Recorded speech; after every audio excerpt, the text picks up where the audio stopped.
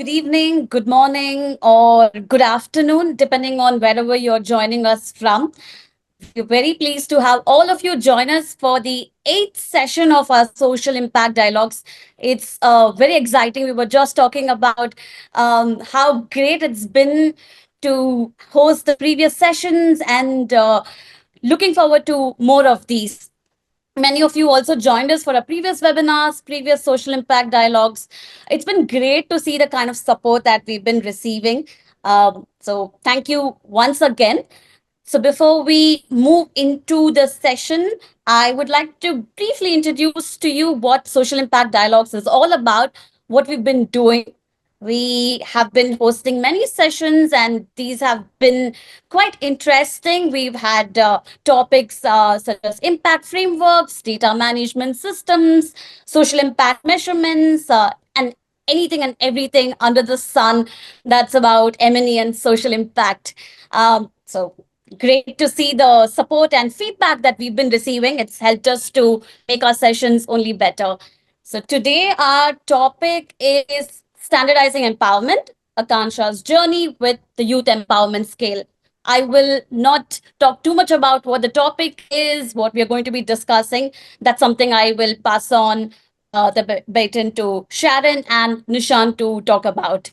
But I would like to tell you that we've been reading the feedback, the opinions, the suggestions, and comments all of you have shared.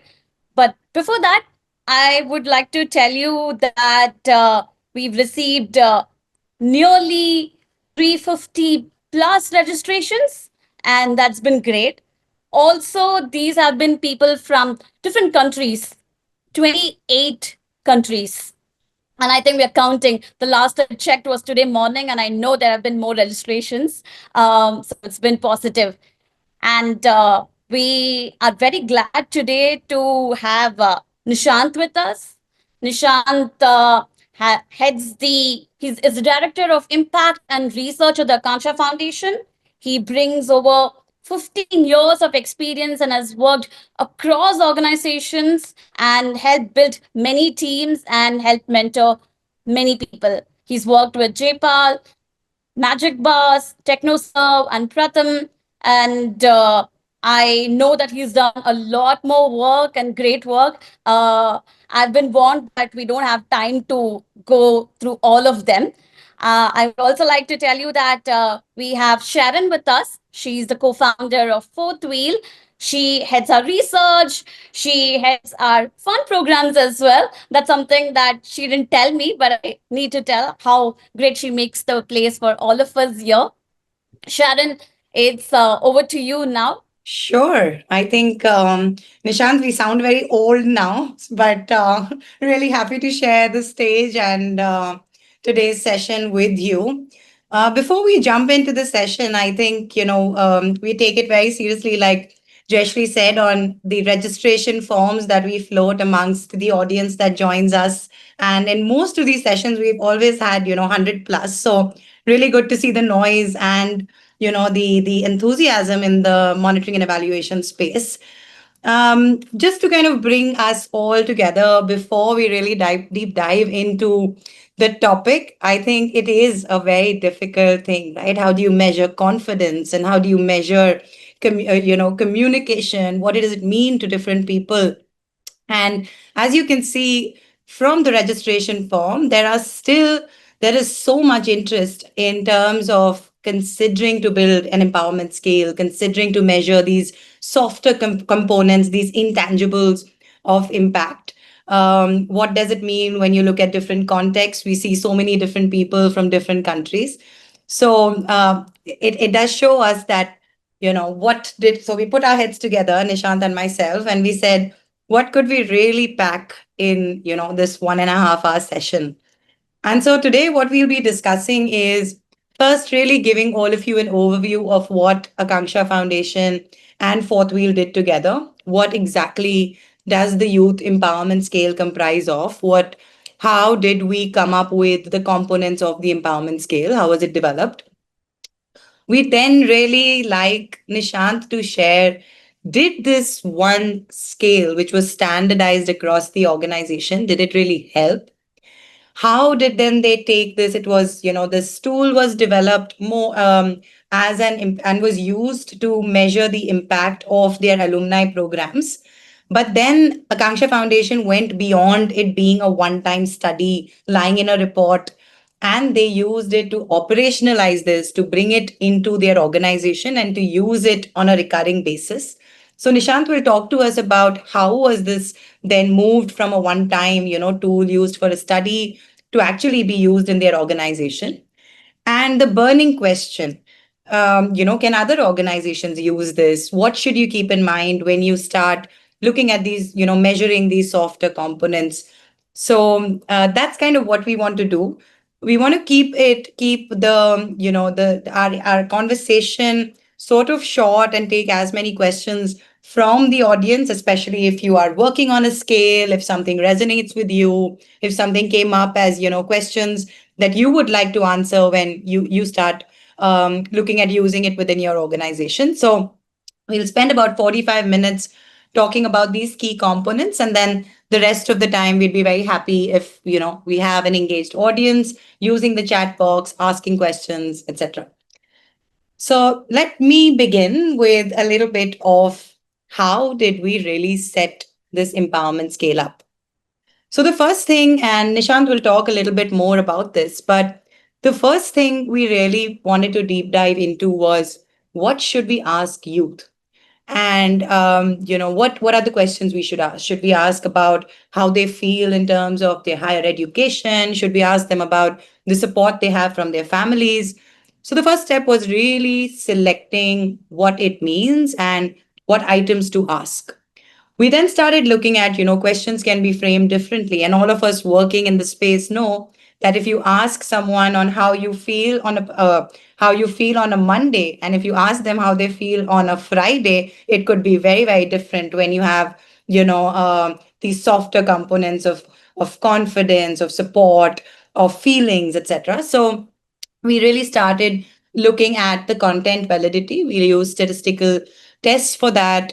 We then took these questions or the scale to alumni themselves, to people with the lived realities that we were trying to assess, and really started seeing whether answers look the same. Do they look different? Is there a difference between males and females, children from youth from different schools, different age groups, etc.? And then we really started looking at sampling better, and we started with, I think, 91, and I'll talk a little bit about that, but really trying to see who's going to fill this 90 odd questions, right? So we started reducing items, seeing if some things mean the same, but also accounting for triangulation, some questions asked in different ways to ensure you can triangulate and ensure the data we're collecting is correct, valid. And then we also started looking at the different constructs. Based on all of that, we kind of narrowed it down and then got a lot of statistical tests to look at, whether the statements are correctly hypothesized, if responses are correct, are consistent when they are repeated with the same with the same respondents, and validity tests. So yes, Surya. And actually, I am going to kind of look at the chat and still answer some because I think that just makes it more interesting. But Surya, to your question, 100%. We spoke to 50 youth comprising of different sort of contexts, different schools, different age groups, genders, also different levels of the program to really define what empowerment means. And we had to do that in different languages, etc. So this is kind of just an overview to tell you that we followed very rigorous statistical practices to come up with our scale. Moving on, I think there were five sort of key, we kind of tried to bucket this into five key stages, where first we really had to define empowerment. So we looked at the global frameworks, models, how are different, how is the UN, how are grassroots organizations looking at youth development, youth empowerment. We then had multiple consultations and dialogue with our program teams, with Akanksha's teams, with other NGOs, with youth, and also with our alumni, because that's kind of whose voice we want to hear and whose stories we want to tell. After that, like I mentioned, we did a lot of iterations and refinements. We started with 96. We went down to 75. Our eventual scale has 40 odd questions in it. We then looked at the research design, where we realized that just having a quantitative scale told us one part of the story. And so we also developed, and as you can see on the screen here, we also had a qualitative tool which asks questions about backgrounds, answers to why certain scores look a certain way, to triangulate our data and not just have this quantitative number which tells us at what level alumni speak of empowerment, etc. Very crucial for us was also to translate them into local languages, where we used Hindi, because sometimes our high flying English words really don't make sense to people from different contexts, and so we really had to do a lot of iterations to ensure it's contextualized and it is in the local language as well. And we also used two kinds of methods. One, we kind of had alumni themselves kind of, have an iPad and fill the tool themselves. And we also did another sort of another sample of students who we questioned to just ensure their understanding is correct, etc. After that, we did a comparative study between Akanksha alumni and peers from other organizations. Nishant will talk a little bit more about that. And finally, really about coming up with scores. How can you say, what is empowerment? We know, I mean, we kind of figured that one out, but we also wanted to see on which domains are students better, worse, where do we need to offer support? And then we used mean scores, T tests. We use that back for program improvements, which Nishant will talk a lot more about. So overall, we will also be sharing the psychometric scale. We have an SOP, a standing operating procedure sort of or practice document, which has the scale and how to kind of undertake it, what sampling to use, how to do the analysis of it. Like I mentioned, this supplementary survey tool, which is very important to use. You can't just run with a quantitative survey. And then we also said that we really need to get perspectives from parents as well, so we also developed a tool for that. We will be sharing all of this in an email to all who have registered for the webinar. So thank you for listening to me. There's lots more on what the empowerment scale is, but I think I would love Nishant to come in now and really talk about his experience with this whole, journey. I would call it a journey. We really had a long association and a great relationship while building this together. So Nishant, over to you. Tell us about your Yeah. journey. Did standardization help? How did this shared definition kind of improve program design, alignment, evaluation within Akanksha Foundation? Yeah. Thank you so much, Sharon. And I think good to see some, familiar faces, maybe familiar names within the participant group. I think that gives a lot of confidence in how many of us are actually working towards getting, say, life skills or things like empowerment defined or standardized in some way. But I can briefly start by introducing the work we do at Akanksha and then get into like, did this standardization really help us? So at Akanksha, a lot of people who may be already familiar with our work, we work in the public-private model. So we have 26 of our direct schools where we support complete school operations, pedagogy, teachers, etc. All of that with the public-private partnership through the public-private partnership through the municipal corporations. We are right now in 3 locations: Pune, Mumbai, and Nagpur. And the model itself that we have is a whole school, whole child model. So we don't focus on one facet of the child development. We do have social emotional learning. We do have our sports. We do have our art for Akanksha. We do have, of course, academics. And then parent and community engagement is also a larger vertical within our school programs.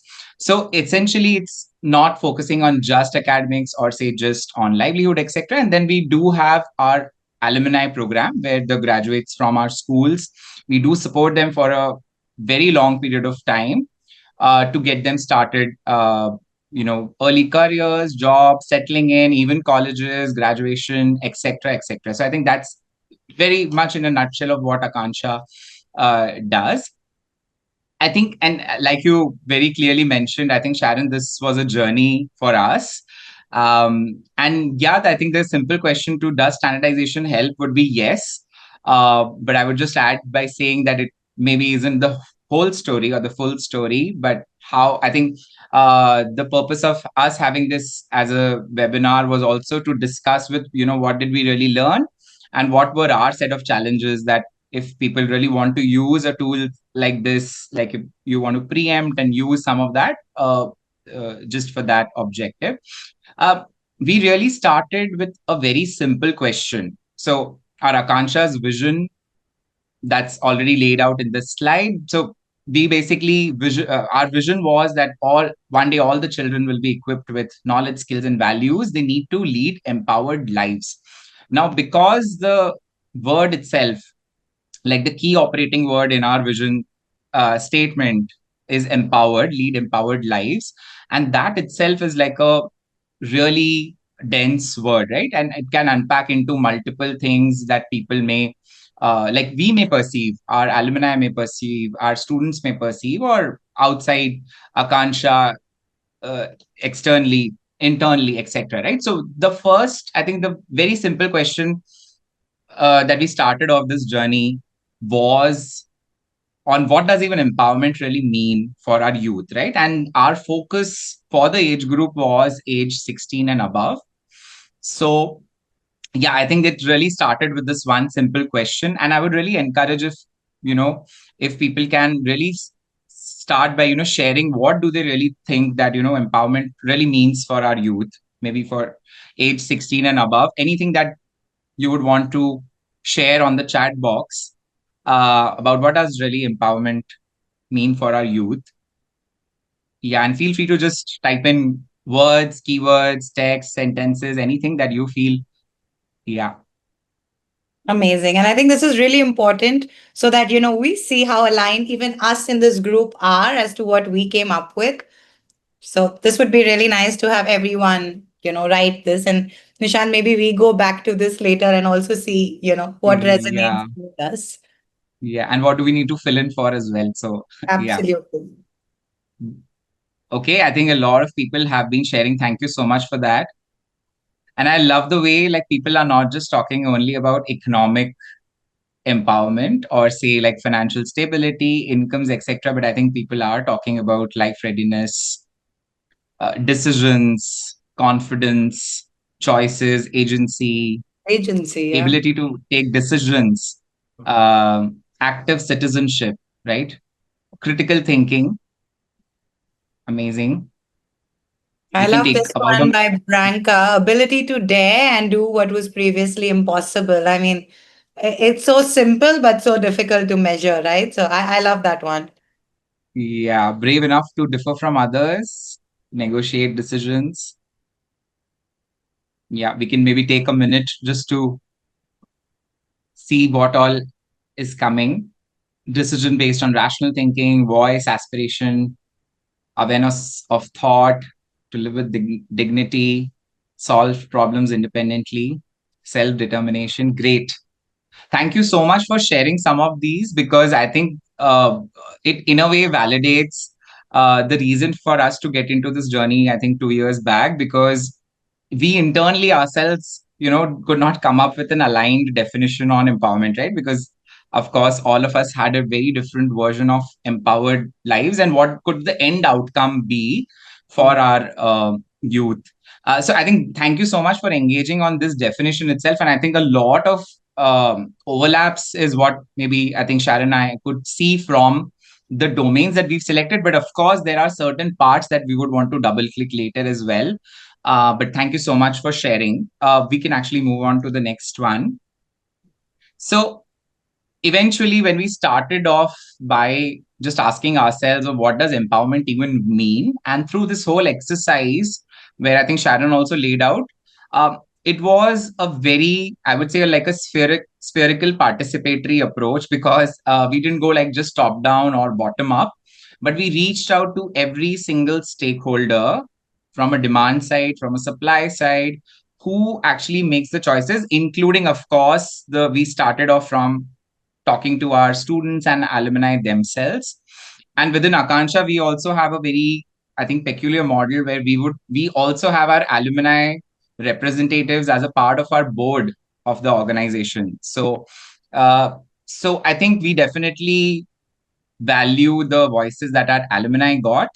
Definitely our alumni teams, the program teams, our school teams, and everyone across the board, from experts around M&E to people who have been working in the domain of life skills, etc., organizations who've been working and dealing with this. And then we had some sense of, at least Sharon, if you could go before this. Yeah, and then we had just one sense of, like, this again is a dense definition. It's actually spilling over 5 lines, 4.5 lines right now.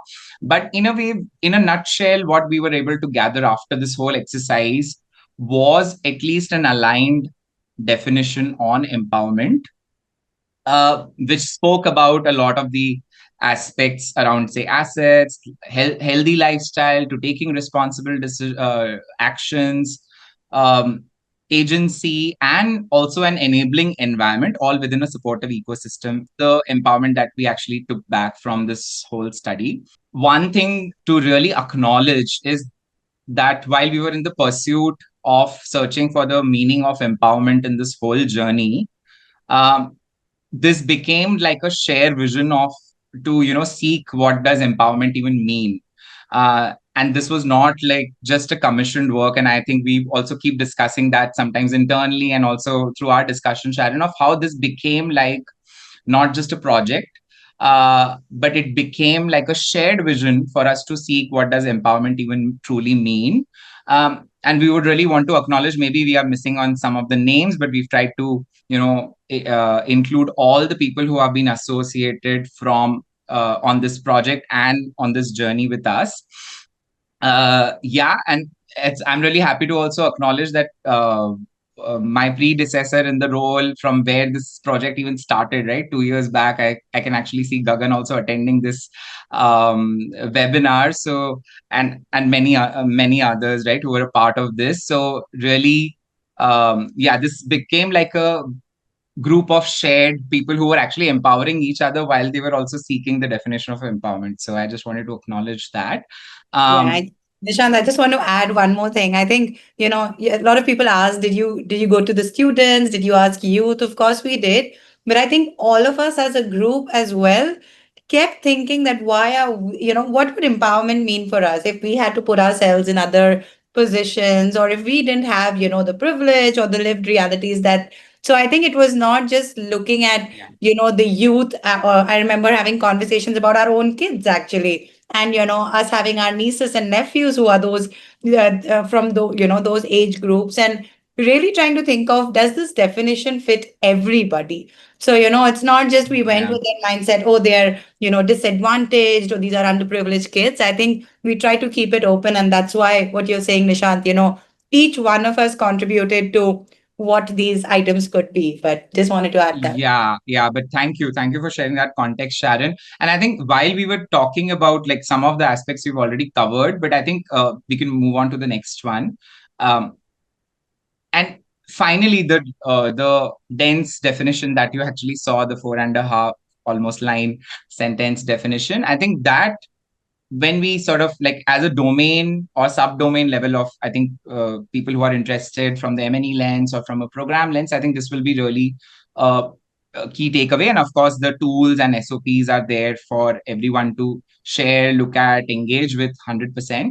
But we were able to at least pinpoint these 4 domains of interest. So it was not just only about assets. And assets, if you actually see, we've actually not just classified it in the financial side of assets. The assets also means, say, academic and educational attainment, the communication skills. We try to incorporate parts of the 4 Cs, or the 21st century skills within some of these, within some of this definition of empowerment as well. Decision making and problem solving became equally important, because at that stage and age, we are not getting into the developmental side of it, because a lot many people are very familiar with that. But decision making equally becomes very important as an asset during that age group, and employability skills, of course. And we sub indicators within that. When you get access to the tool itself and the SOP, you'll be able to see the finer sort of questions and test items around those. See around, I think, just confidence. Um, we counted some of our alumni, and surprisingly so, because from our, I think, secondary research or other like conversations where we as adults were having, health was not a part of agency. But when our alumni shared some of this, health really stood out um, within the domain of agency as well. So some of that articulation really influenced our sort of uh, domains. Enabling environment, um, of course, support ecosystem, be it parents, household, access to finance, family support, even choices in making decisions, right? That is maybe having an intersection between agency as well as enabling environment, and the quality of life, right? So this was one aspect. Contributions was the fourth domain, where we also spoke to alumni about, household contributions. And household contributions not just in monetary sense but also non-monetary. What were they? Community contributions, in terms of how are they actually going back, not just from volunteering activities, but are they really seeking some of the utilizing some of the learning that they have learned at school, the kind of environment that they've gotten, to share some of it back with the community, or what kind of activities are they really engaged with community. So I think this was a little attempt. It may, of course, not be maybe very holistic, but I think it was still quite a lot for us to get into, because each of these aspects in itself required a tool in itself, I would say. But yeah, I think, Sharon, if we could move to the next one. We finally clubbed all of this, or aggregated all of this, into what became our North Star metrics. And when we are saying the North Star metrics, it eventually became the larger theory of change domains for our alumni program within Akanksha. And we are still building on a lot of the domains that we already spoke about, and it eventually boiled down to these three, where we've clubbed some of them together. So economic mobility became one, but it is not like, even the order is not in any priority, or we've not assigned any weightage to say economic mobility being a priority. But it, basically in a nominal fashion, economic mobility, agency and skills, and passion and purpose really became our North Star metrics within our program, uh, as our definition for empowered lives, even within our internal M&E systems. How are we even tracking, collecting data? What are the outputs, outcomes that we really need to measure for our own alumni within Akanksha?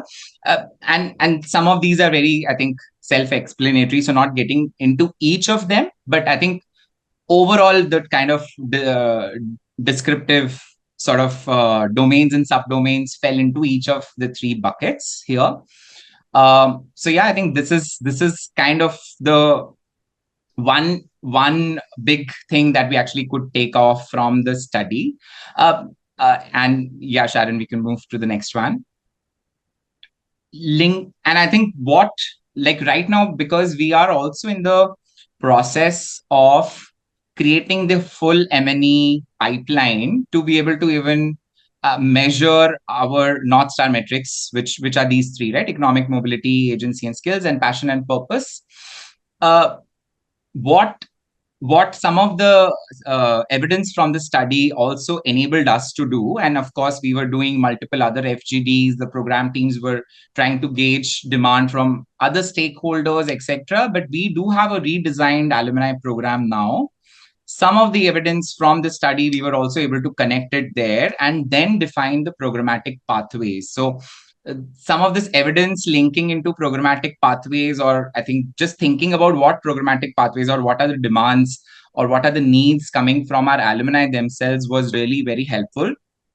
And hence we have the four different pathways going forward for our alumni, which largely builds on basically versions of evidence which have come from them and the ecosystem around.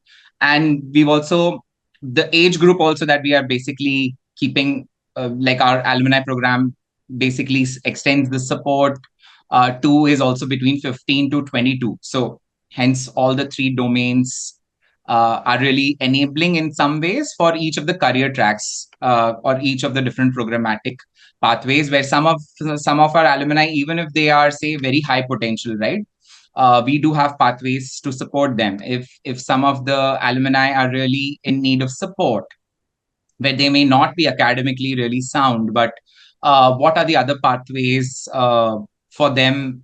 Maybe not just vocation, but what else? But yeah, so these four kind of different pathways also got linked in some way to the journey that we took. Yeah. Awesome.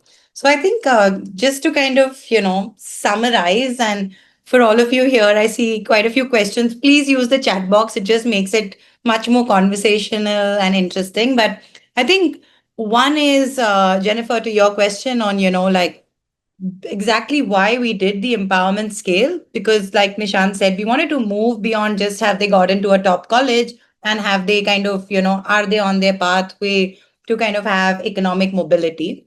And so, they were like going back to what Nishant was saying, there's lots more that comes under this under the purview of our focus or our North Star metrics. Also, Nainika, to answer your question, yes, so the alumni program extends beyond the school, that the school support that they provide, and hence these things help them, help Akanksha Foundation actually look beyond the school based support. So just to summarize what, and Nishant, thank you so much for that. So one is this helped them, and if I can summarize it like this, Nishant, correct me if I'm wrong. One is it really helped them say for M&E or for program tracking, for decision making, what should we be focusing on? What should we be regularly tracking? And two is, like Nishant said, how do we design our programs? So, a lot of times we look at the outcomes that these things should be happening, but I think they also were able to look at all the different programmatic elements that they've put in place to see, to link the program design with the outcomes we want to see. So, not just a focus on a scale and a score, but actually looking and ensuring that the program design talks to the outcomes and the outcomes talk to the program. So, that if I summarize that well, or well enough for Nishant. But and I think that's another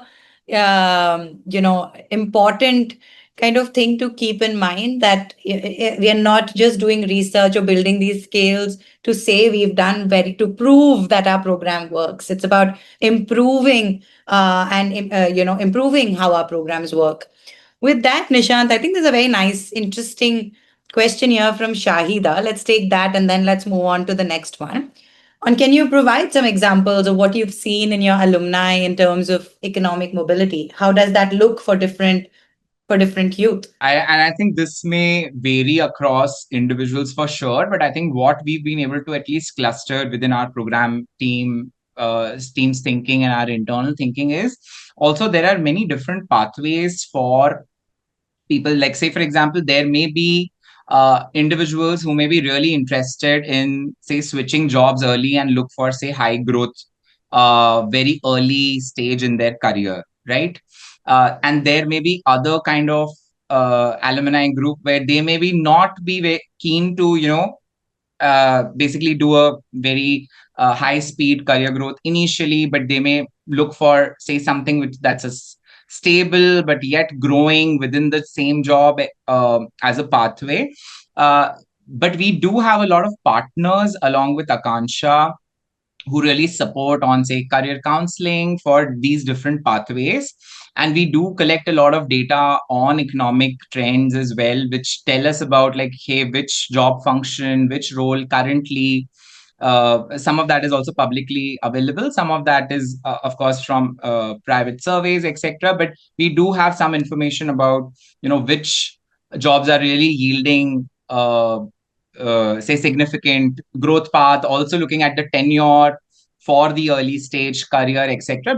But yeah, I think maybe not like a very specific example, but we do have this kind of a clustering within our organization where we are able to identify different pathways for each such individuals. Absolutely. And I think also to add to that, in terms of like we've seen in a lot of the skill development programs, right? Everyone doesn't choose to do that program and, get a job. A lot of them get motivated to go and pursue more technical education. A lot of them want to go back to studies. So, it's not this one trajectory that you train and place and, that's like a job and a career is made. Again, you might train them at more lower cadres of work, but then, they kind of do they have career progression opportunities? Do they have upskilling opportunities? So there's so many different kinds of economic mobility choices that youth make, and we should recognize and not just say, let's train them for 3 months and let's get them all a job, because youth have much more aspiration and agency, and we should all recognize that. But great. I see more questions, but let's kind of get over with our content and we'll come back to Yeah, this. And yeah, yeah. Kavan, just I can't resist, but yes, a lot of I know. people, a lot of kids now want to go into AI, and that could be a different pathway of economic mobility as well. Yeah, yeah, Super. yeah. And I think Yeah, sometimes these examples are also very helpful to discuss as use cases. So we can get into some of those towards maybe the last part of the conversation. Uh, yeah. and I think now over to you. I think Sharon, you were asking about operationalization of this whole empowerment scale. So yeah, over to you. Yes. So I think Nishant, like you mentioned, right? So now you guys were Akanksha Foundation was able to kind of have your North Star metrics, and then y'all were able to kind of look at redesigning or strengthening your program. How did y'all then start using it across teams, making decisions? Can you talk us through, once the scale was made, your North Star metrics were made, you looked at your program again, what happened then? And, what went right, what went wrong? If you could talk us through that. Yeah, yeah. So I think the first part which I really wanted to share, okay, the slide is already here. So I think one thing that we at Akanksha have been tracking is, and I think because Akanksha has been working, like our first alumni cohort graduated in the year 2012, 13 academic year. And we have been tracking their journey till date of what are they really doing, what kind of education are they getting into, what kind of job functions are they going, are they really growing, not growing, uh, etc. So that journey of collection of data, longitudinal data, has been in Akanksha's DNA throughout. uh, and hence there is one of the sort of, in a way, like a capstone like report that we release, um, which is called the Akanksha Alumni Milestone Report. This year we released the fourth version, the fourth edition of the report. And this report currently, like what we were tracking before the youth empowerment scale, was also a lot of academic milestones, because we also want to ensure that our alumni are not dropping out of any of the between any of the key stages, whether it be post grade 10, grade 12, etc. So, and getting into the reasons of why are they even dropping out, what is across different cohorts, across different sort of comparatives, where are they standing. But I think we also introduced economic milestones in the past two editions, which actually gave us a lot more fuller, basically like the end 3 or 4 milestones that are coming now in our entire milestone progression is actually the economic milestone, which basically means the early careers to what are they even earning at this stage. And then we were also able to classify some of our alumni as uh, who might really be in the poverty trap, or who are actually beyond it, right? So we were able to classify according to some of those tracking. And yes, of course, we are not doing a lot of psychometric study at the moment, but some of the components of our qualitative and quantitative survey from the empowerment study that we did, right? That actually percolated into some of our ongoing metrics on alumni milestone tracking. And this was just like a snapshot of this year's edition of the comprehensive report that we put out, and we intend to do this every year. Yeah. Uh, and another thing which I really wanted to share is, one is about an outcome report, understanding where the gaps are, how well our alumni are faring across different stages. Are they even choosing the right set of colleges? Where is the success higher? I think the larger, the macro question is that where is the chances of success higher for them to be empowered and enabled for the future stages in life. But to do all of that, I think we've also, right now, at least within Akanksha, we have a very sophisticated ERP system now, where we were earlier collecting a lot of data on, say, different Google Sheets, different trackers. But I think while we were speaking of standardization, I think and why this ERP as a screenshot is also appearing here is what we also felt within the organization, within our program teams and us as M&E team, is that, and within our technology teams, we felt that if we put across a sophisticated data collection system, which will give us coherent, consistent data for us to track multiple cohorts of data that we actually have now, that will yield us into getting into many deeper questions of what is really working and what is not. So all the modules and all the kind of support that our program team does with our alumni, in a way, has some of, and actually all of the output and outcome data is actually fed into this ERP system. And because of this being integrated with our school system, which we are now trying to build through connected IDs, etc., I think we will also be able to do a dig deeper into a lot of longitudinal questions, dig deeper into a lot of other sort of questions. But yeah, I think this integrated ERP system is also like a helpful uh, thing that we recently sort of gotten into place. So yeah, I think that's pretty much it. I said before we get into the enablers and challenges, and I think you have some really interesting things to say here. When just to summarize and just to also put, when Nishant and me were talking, I think two pieces are very crucial. Again, to reiterate and to stress upon the fact that don't treat these studies or these surveys, and I see a lot of questions on that, as one time exercises and then you never go back to it. So, doing it regularly, building systems to keep in touch with alumni to offer that support is very important. So that's one part of your programmatic and, having that value and belief within organizations. And the second is about using tech and data, as the backbone of your organization, so that it gets institutionalized. And I loved, our conversations on those two things. That it's not a one time thing. We do it regularly. We keep checking how we are faring, and then data and tech is a very core part of what we do. So yes, and over to you, Nishant. But what were the enablers, challenges? What Yeah. went well? What Yeah. did? Yeah, and I think my eyes were also browsing through some of the questions or comments which were coming on the chat box. I think some of them, uh, definitely we are aiming to, I think, Suzanne, you have one question around, that the journey is not straight. Hence, I think we have multiple pathways.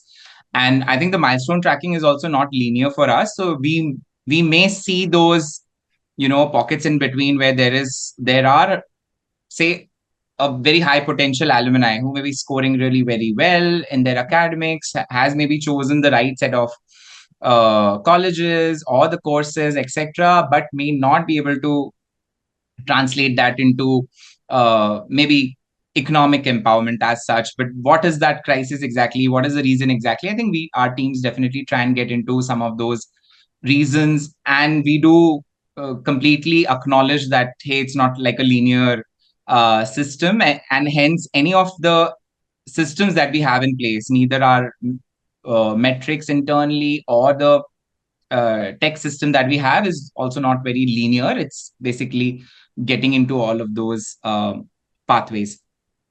And I think, and a few maybe we could take up during the Q&A section. Um, Yes. I'll I'll just straight get into what really enabled us to institutionalize some of the tool or some of the indicators, and what were some of the challenges. And some of this may be really very commonsensical, and some of them we really wanted to lay it out in front of everyone so that anyone who's really planning to or is in the journey, right? Because I think the group also mentioned that about 80% of them have really used something similar, but maybe are at early stages. So this was our attempt to just share or list them down. Uh, I think one challenge that we faced, and which we are really working towards as well, like as we speak, is also that there are multiple data collection inputs across multiple cohorts, right? So how do we really, optimize for that? Because of course, like you see, between the three domains, there's a lot to ask, lot to get into, lot of indicators to get into. Which ones are the right ones? Once chosen as well, how are we able to optimize our data collection input so that there's not a lot of data collection? And like someone also pointed out, I think our attempt is also because our program teams also sometimes get pulled into a lot of data collection year long, right? And that is not the attempt. Ideally they should spend more time on implementation and support than collection of data. Rather, they spend more time on just doing data reviews or evidence based reviews. I think that's where we are headed towards. So we have not solved for this, we are still trying to solve for it, but we are trying to optimize our own tracking systems, the kind of questions that we are asking, trying to optimize them to the right set of questions, and trying to so I'll just give one example of overload of data collection. I think the call that we took last year, earlier we were tracking our alumni, um, say from the year 2012 onwards. And depending on the program input, the kind of interventions we have, we actually put a ceiling, like a ceiling to the age group, saying that, hey, we will actually be collecting or creating the alumni milestone report and collecting the output outcome metrics for our alumni up to the age of 20. Business as usual process. Anything else that we want to go beyond, maybe that could be a separate dipstick, etc. But business as usual, we kept a cap on the age. So I think some of those kind of steps we are trying to put in the system. The second thing which we really felt was that psychometrics in itself needs some bit of technical understanding and internalization as well, because some of the I'm neither a psychometrician, but I'm a M&E practitioner. But I think some of the psychometrics, we sometimes tend to just change the statements that we feel maybe like a psychometric statement, etc. But these have undergone a lot of internal validity and reliability tests and have been piloted to our context within subgroups. So I think even changing some of the notations, etc. I know, but we are not attempting to do that. Either we create a different set of domain and set of questions altogether, but we are not intending to play with the psychometrics as such. And that's why it needs some bit of technical understanding around, say, sampling. Why is it even essential to use the part of the tool in its fullest? And I think some of the challenges, like the third one, I'm sure, I think everyone across the board may resonate with, is that across any different studies we do or internal research, or there is not a possibility of getting a very robust control group. uh, right, there are different ways, of course, but those are very clinical and require that much amount of investment or effort initially. But on the go, if we would want to get information about how are our alumni faring in comparison to any other group, I think it's generally, there are many other methods to get into a close enough counterfactual. And Sharon, you guys and everyone else can also share about it. But I think the determination of the right characteristics that we required for a close enough counterfactual was equally important, so that we were able to match those characteristics with our alumni, and some of them, like which were the key characteristics, not getting into a very, very statistical control, but a very close enough counterfactual. So I think some of these challenges might be worth thinking if you are planning to take this in any other, or maybe derive from this, or are in your own journey around something as an empowerment scale. What really worked for us was, I think, balancing of the inside out and outside in perspectives. And I think Sharon and team can also share that I think just the data collection was maybe the last 15 to 20% of the entire exercise, but the first 80% of it was really just aligning on definitions, what may be really required, what should we not ask versus, and I think getting into these not just focus groups, but multiple groups, multiple stakeholder. That is why I actually imagine like a sphere when we talk about this now, is that we really took it not just top down or bottom up. I think it was really a very well aligned perspective across the board. So from leadership teams to program leads to alumni to people who are actually running implementation, all the voices were in this sort of exercise. A larger part of the time, yeah, I think this is the second part is already covered. uh, and I think very clear milestones really helped us align with the program inputs. And since I think Akanksha has been running the alumni program since some time, and we do have very clear, say, key stage one, key stage two, what are the kind of outputs and outcomes we really wish to see. So some of that articulation really helped us also, because then we were building on top of the clear milestones itself. So if you don't have any clear milestones, please, I think that would be one area where if there are, say, clear milestones, I think this something like this really becomes simpler to use.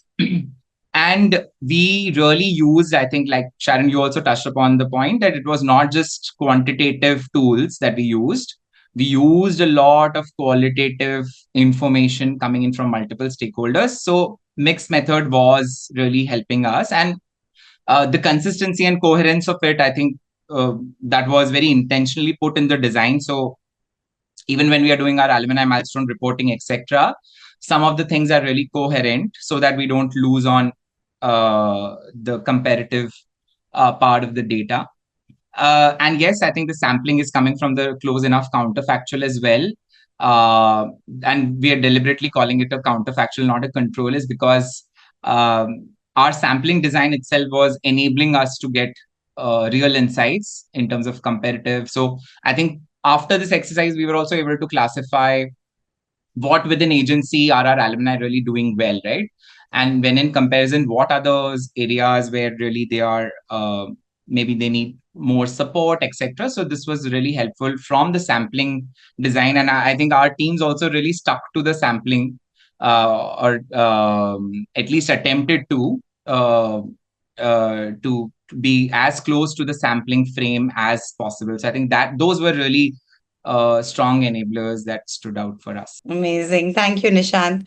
I think there are a couple of questions. Nishant, I can pick one, two, and you can pick one or two. But I love Shahida's question, and it's something that I think about all the time. And so I'm going to take the one on data collection. And Shahida, I know there are lots of plus ones to your earlier one. So we'll look at that. But this one, the idea is that most times we enter a research study or our M&E indicators saying, oh, let's add this, it's nice to have.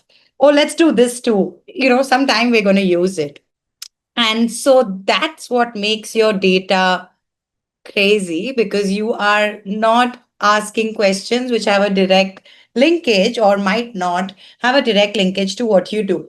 And hence, even though there were many other things that came up in our conversations about empowerment or about how to look at empowerment, one thing we were very cognizant of, and this is a suggestion to everybody in the room today, please talk about indicators that you can do something about, that your program is designed for. And hence, if you look at the domains that we have in the Akanksha Foundation empowerment scale, each of those domains and subdomains is something that our program design looks at. I'll give you an example, and I think I've been using this example a lot. So apologies for those of you who have heard this before. But we were doing a study on menstrual hygiene management. And the program was completely focused on building knowledge and mindsets towards menstrual hygiene among adolescents. And but there were so many questions about, do you have a safe toilet to change your to change your pads during menstruation? Do you have water? My question to the organization was, are we going to be building toilets? Are we going to be looking at infrastructure?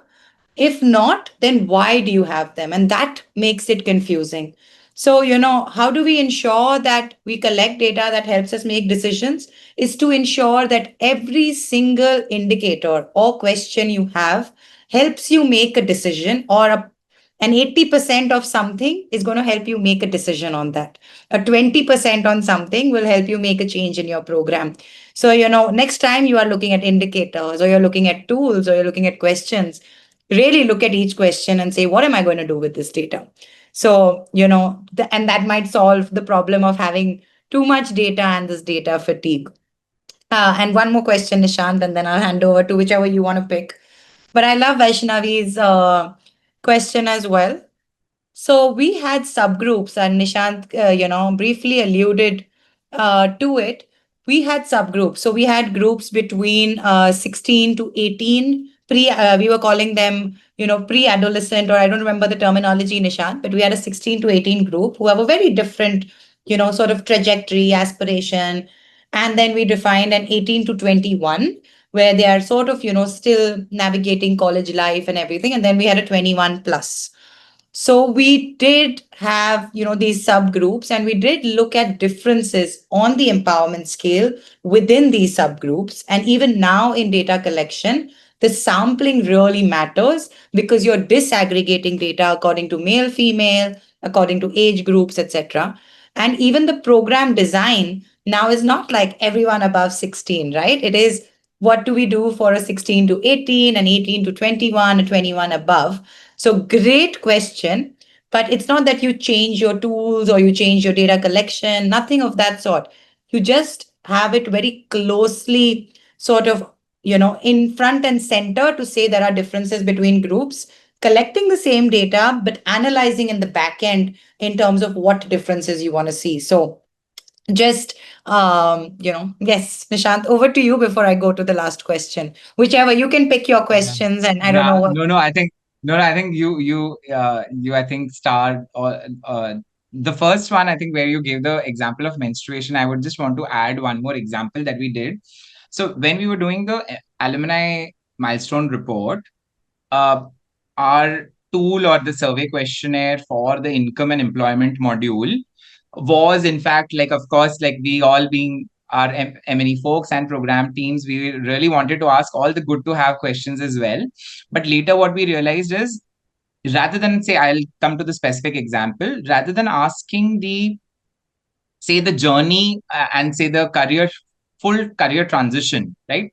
So Mhm. say, what was your job one, details around that, what was your job two, details around that.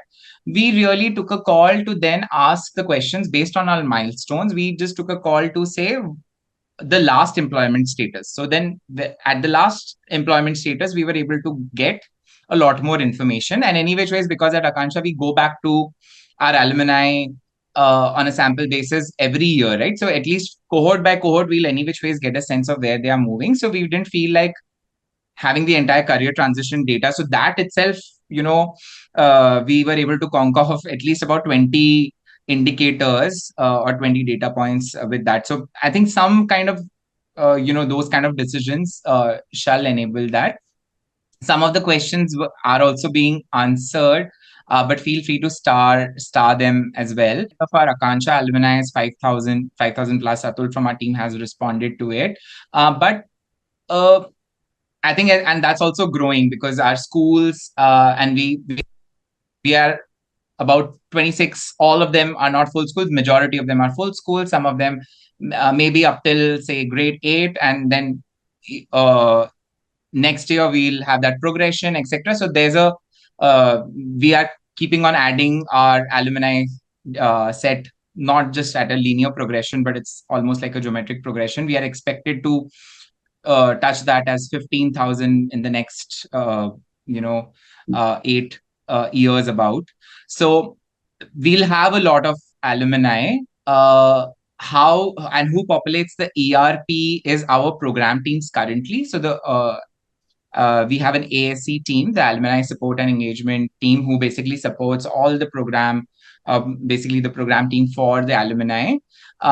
They do collect a lot of data for wherever we are able to pull out data, scrape data, we do that. But primary data collection happens through them. And then we also have alumni ambassadors. So these are kind of in a way like a cascade model. So they are like the batchmates of maybe multiple, they are like POCs of say 30, 40 odd alumni as a representative of their group, and they keep following up and touching base. And Akanksha, by the way, has a very good percentage in terms of alumni who is in touch. So I think some of these models have helped us secure that data. Yeah, I want Yeah. to add.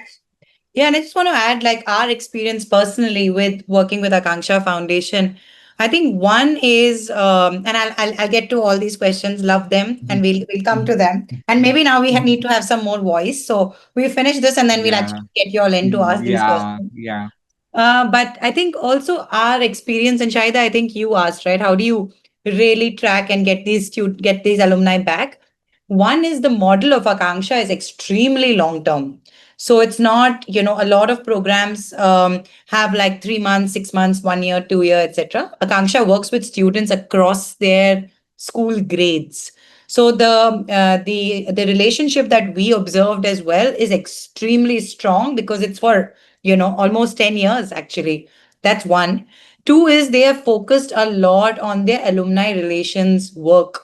So having these alumni ambassadors, and I personally had been to a lot of their to their Pune schools, and you know there were crowds at some time to kind of take this survey, to be part of it. People to their networks are really strong. They have these WhatsApp groups.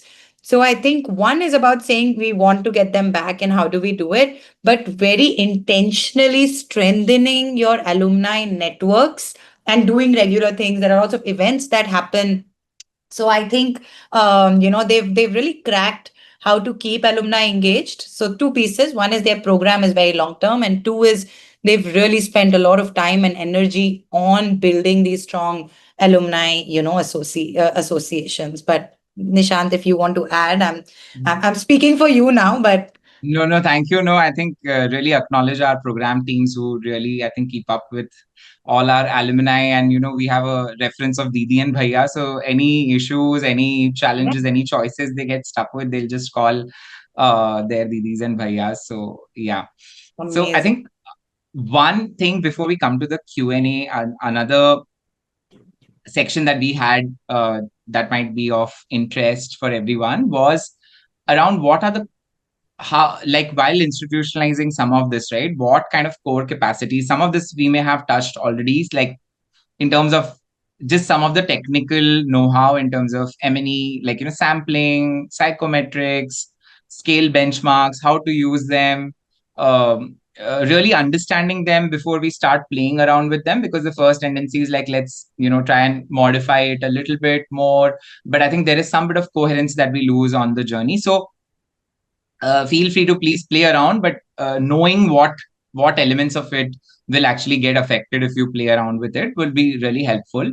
Um, and I think, like we mentioned, that 80% of this was also talking to people and understanding their needs. So a lot of the qualitative understanding, program understanding, facilitation capacity within the groups for to guide internal consensus, I feel uh, is something really required for some of these kind of tools, because otherwise it may get into a very like secondary research lit review sort of a zone, where if we have just sort of some participatory voices, it gets done. But a lot of facilitation, consultation, groups, and very strong facilitation on that really helped us, I think, get what we like some of those things we were also not even putting that early on into the design, but yeah, we eventually thought in that direction. So some of these core capacities, and if you could move to the next one, Sharon. Yeah.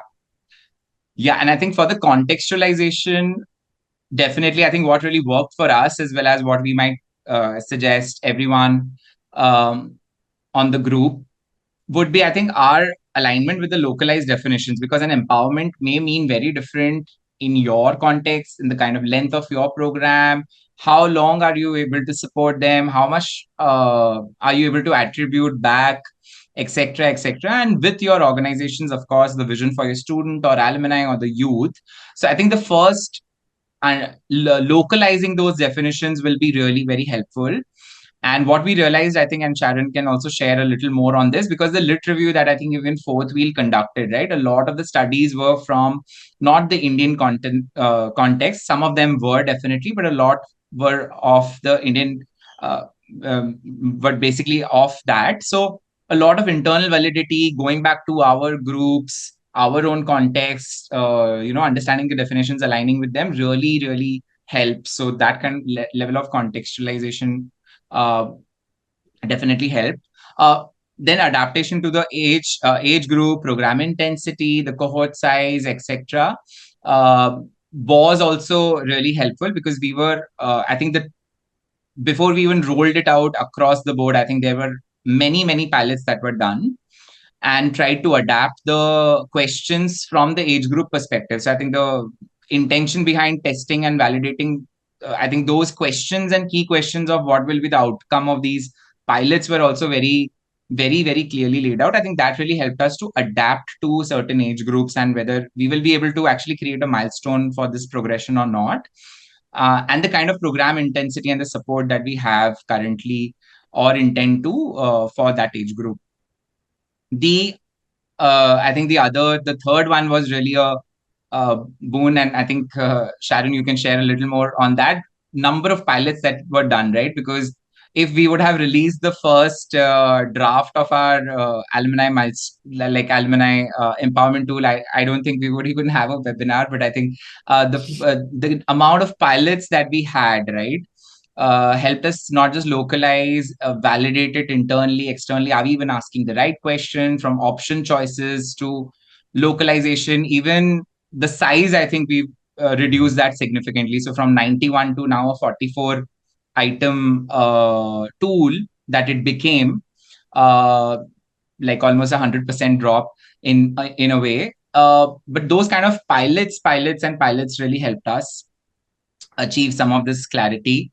And yeah, I think the last request would be, and must have would be, that I know we will all have the urge to, modify the tool as much, but please know, if you really are technically sound, please know what will be the implications of if you really change certain things as a scale, etc., or at least try and retain the domains as is of interest. Otherwise, the tool is a very useful tool for us to even go back, try it out, even pilot it internally, uh, for at least getting a sense of, okay, what does empowerment would even really mean for maybe your program pathway. So yeah, I'll just end at that, and then maybe we can take up questions. So I think, Nishant, we can definitely bring people in. Y'all could raise your hand, and we could bring y'all in. But I think, Nishant, some very interesting ones, at least from Lynn, on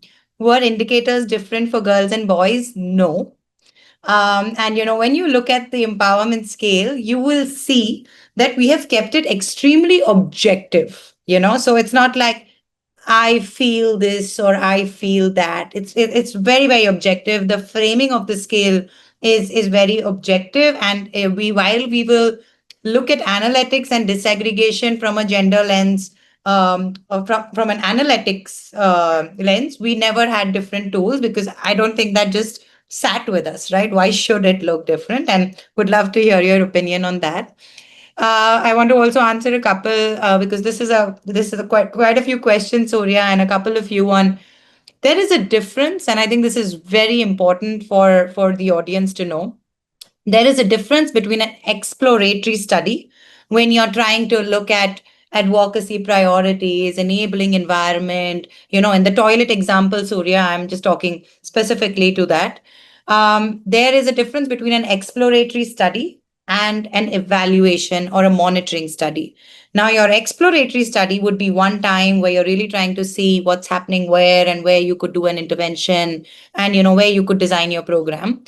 But your evaluation study has to be very much linked to what you're actually doing.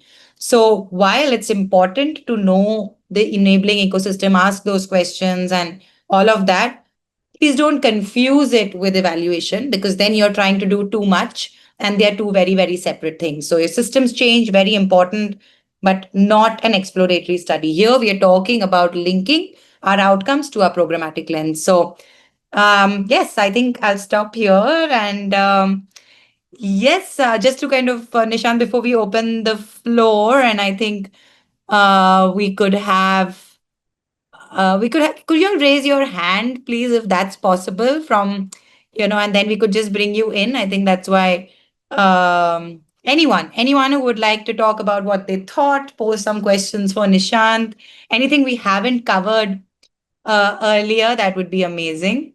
If you could just raise your hand and we'll unmute you. Yeah, and while people are raising their hands, Sharon, there's one question around, say, uh, from Arasu.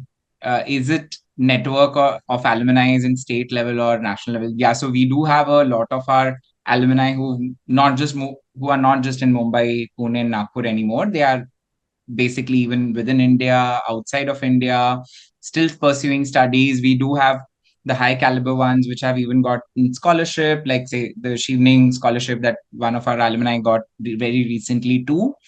Many other different sort of sectors and segments. So yeah, we do have alumni across, and that's why I think the data collection from an angle also while they are at work also becomes slightly tricky. But I think so far we managed to do a lot of longitudinal tracking. So yeah, Sangamitra is raising her hand.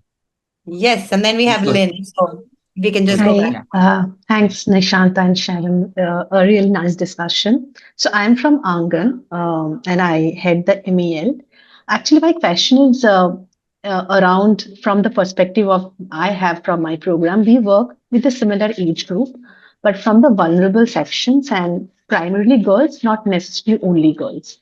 But the problem in terms of empowerment, the way we see it, most of the time their educational journey, it's not, they are not able to complete the school, right? 12 grades or going beyond. Or even if they complete, then higher education is not something which they can pursue. And there are different barriers. Okay.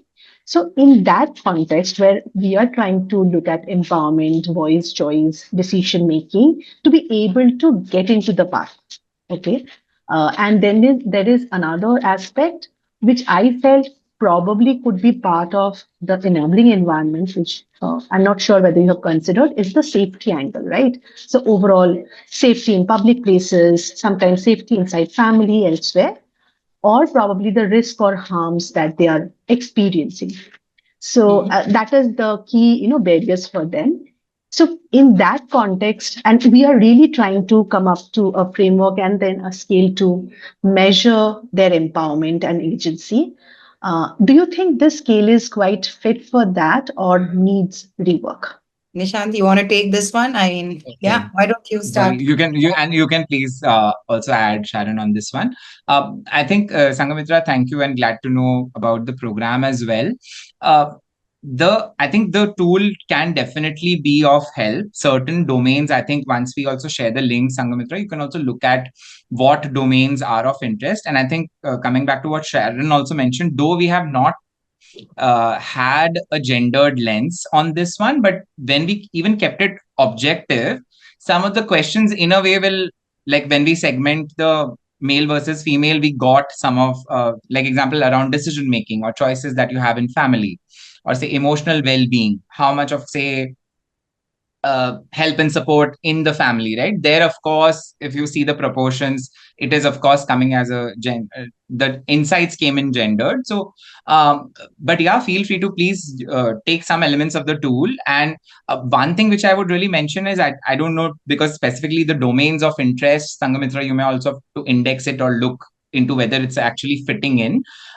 But even if I think the kind of questions also that are asked, like the kind of enumerators who is also asking these questions, I know some of the enumerator and all of that sometimes is an obvious thing, but I think we also took a very, when we were also speaking with certain types of alumni who were already at a higher growth rate, growth path, etc. All of that, right? So I think we also try to ensure that the enumerators are also able to, speak, gauge well enough, etc. All of that. So yeah, but I think certainly this is a tool you could definitely try it out and map internally.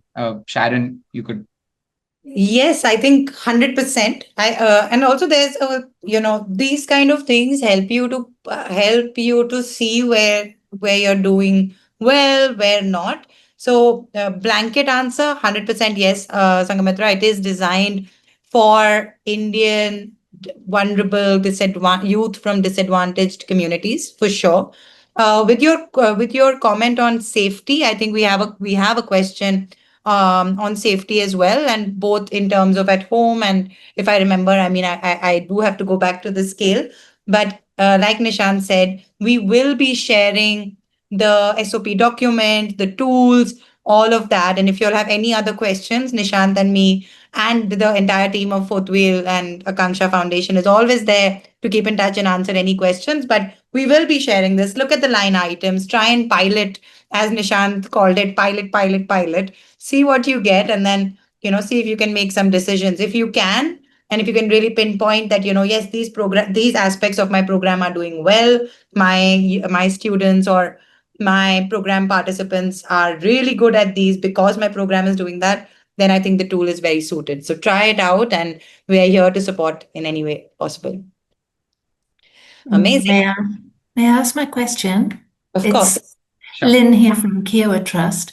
We congratulate you. Fantastic tool. Amazing. What progress. We're lost in admiration. I think my question, and thank you, Sharon, for in part answering that the tool, obviously you're looking at very objective measures. I think my question around was there a difference in gender was also based on when you looked at the results, levels of empowerment different for boys and girls, and in what way then did that influence you to obviously change the delivery within your implementation of your programs, but also then did it make you wonder whether you needed to start measuring boys and girls outcomes differently because of their socialization being so different? Nishant, you can start and I can add. No, I think very wonderful question, Lynn. Thank you. And I think thank you for the appreciation as well. I think this has been a common project and common question, like I think we've all been dealing with. So, but Lynn, I think, yes, though it was not in the design for us to segregate, like look at it from a gendered lens, but like I was mentioning previously, we did get a lot of understanding, like the emotional well-being, right? Example, if when we, I think even in the report, we and emotional well-being, which means anxiety, stress management, confidence in adjusting to new environments, those kind of things, we found that the girls or our girl alumni were not better off than the boys.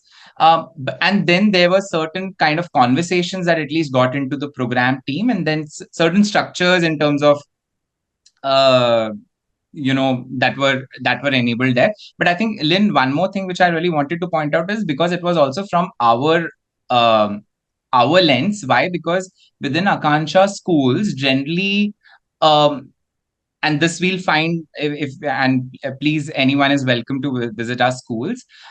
You can actually see a lot of parity between the girls and boys. I would not say it may be very egalitarian or whatever because of some of the systemic biases, but it is very much at parity. So the kind of conversations that they have while they play with each other, to how they are seated, to how kind of student voices are there during, say, student level elections, etc., they'll all stand up. So I think that is why the disaggregation did not happen while the tool was being implemented. But we got some of those differences, of course, when the insights came, and then I think the program teams and we got into a conversation, and that would be my response. Sharon, please. Yeah. I think I remember one thing, very, very distinctly and was very surprising for us, or not so surprising, I guess, is the aspirations were much higher in girls But health, for example, how they communicate, or the scores on health and how they feel about, just mental and physical health. And when you see the tool, Lynn, I think it will make sense in terms of why it was not different for boys and girls. But those kind of things really made us think, okay, then should we have sort of more career counseling for girls, more scholarships? Remember, Nishant, we had this big conversation also about more scholarships which are girl oriented. So I think it helped us in decision making and seeing what needs or what scores are different between genders. But we wanted to keep this similarity within the questions that are being asked, and not go with that sort of, gender bias, if I can call it that. But would be very happy for you to look at the tool and then also suggest to us, would you do it any differently? And I think one of the parts of these social impact dialogues is to make more friends and to make more connections and hear more voices. So would be very happy for you to keep in touch with us and tell us what you think once you look at the scale. Yeah. Amazing. All right. Shahida would definitely want to bring you in. Or, sorry, is Nadia in first? And then we can close with Shahida. You've been asking some very interesting ones, and I'm not sure if you are the Shahida. I think you are, but let's start with Nadia and then we can bring in Shahida. Yes, Nadia. Hi, thank you so much. That's been really, really interesting. So I'm Nadia, work for a trade union with teachers, and obviously working with teachers also indirectly does mean working with young people. So I guess, considering the empowerment modeling, I guess I was wondering, where is the space to think about also provisions that should be there for like their health and their mental health. We know that the political landscape is changing a lot. If I think about the UK context, for instance, those provisions, particularly around mental health, are disappearing. There isn't that much capacity, and obviously things happen in young people's lives, as it does in anyone's. So where is the space to kind of, I guess, think about those as part of the empowerment tooling for young people, to make sure those provisions are there to support them, and how do we allow for the shifting landscape? I think, again, sorry, Nishant, I can go and you can add Yeah, to it. please. So what program elements that you've been bringing in at Akanksha Foundation.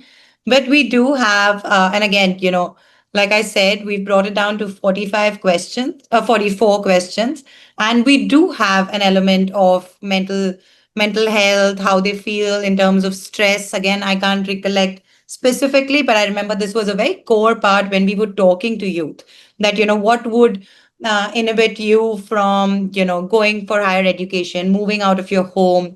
And like Nishant said, and that's why agency health came up as a huge part, and not just physical health but also mental health. So there is, I think, a question or two.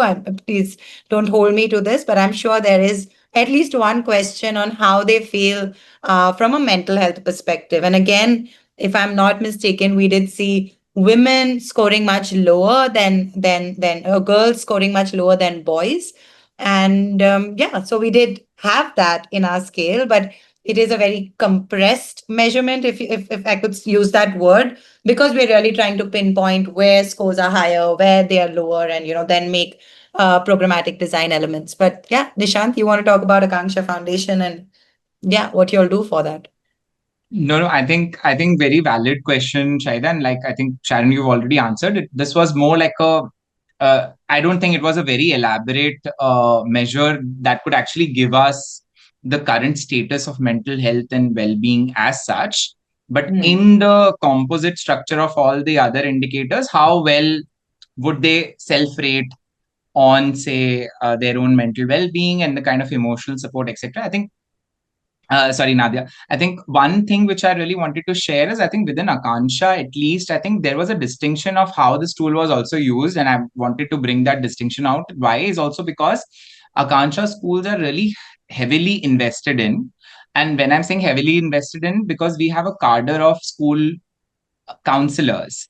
social workers who are in place, who are embedded within the school program. So counseling does not happen outside of the school for some of our students. It's like a day to, like they have people whom they can reach out to, and there are enough support measures. I just wanted to clearly lay that out, not from a like a program, a good standpoint or anything, but because we have those embedded structures, some of those inputs really helped us. And then we have other tools like our social. We do have a student voice surveys internally running within Akanksha. A lot of the counseling sessions, etc., that are observed, etc. We do have different tools for that to get into the specifics and whether we can even address some of those. So, Nadia, I hope this answers some Yeah, I'm part not of what sure you if we did, but asked. again, like I was I telling know. you, Nadia, very happy to continue, and everyone here, very happy to. I Yeah. see a lot more hands raised, but happy to continue these conversations. Please write to us, email us. Yeah. All lines of communication are open. I know we Mhm. have 3 more minutes, um, Yeah. but let's bring in Shaida. I think she's asked some very pertinent questions, and Yeah. I know Shaida because she works in Antarang. I don't know if you're still there, Shaida, but yes, please come in and you can ask the last question. Um, Thank you so much, Sharon. Thank you so much, Nishant. And yes, Sharon, I'm the Shahid and I'm still in Nattara.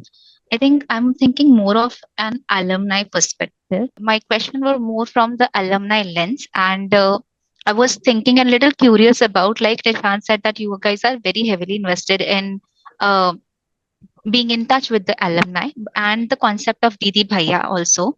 I'm curious about when these Didi Bhaiya resign, what happens to that touch?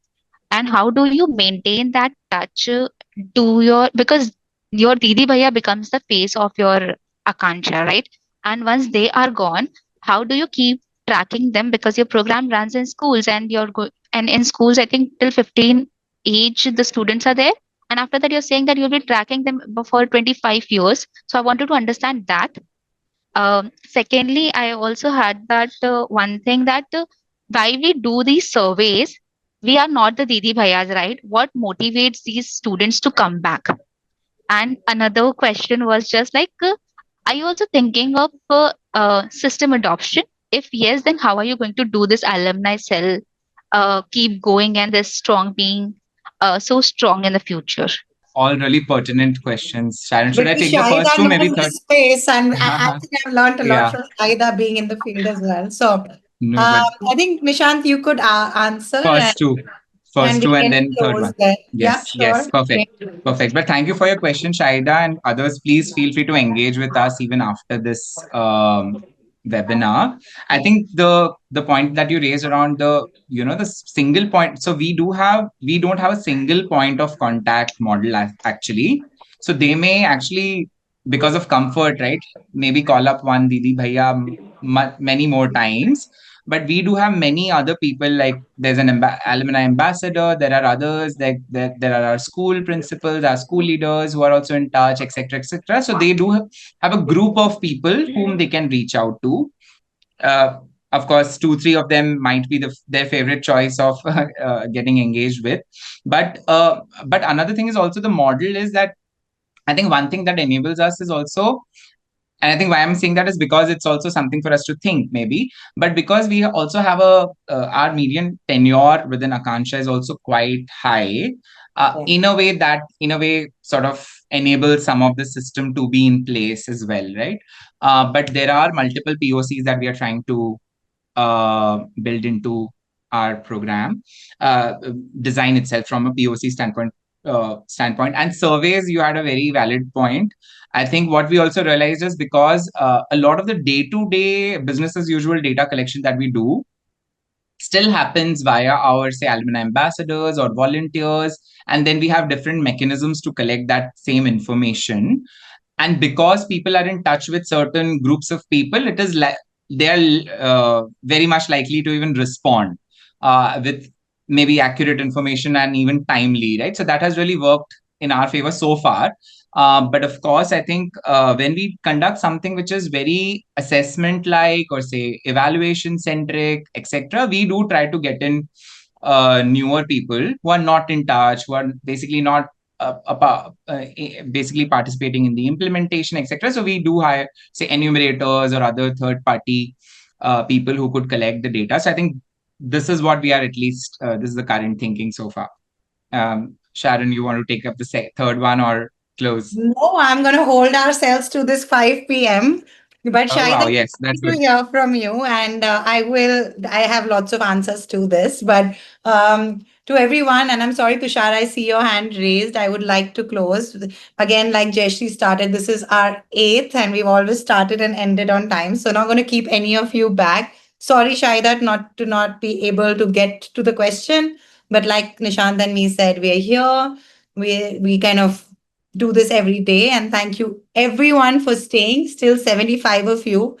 And yes, look forward to seeing all of you continuing this conversation and keeping in touch.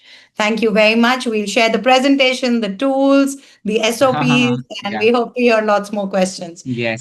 Thank you, Yes. Nishant, so much for doing this and taking the time out, and just basically this relationship that Fourth Wheel and Akanksha Foundation shares. Thank you.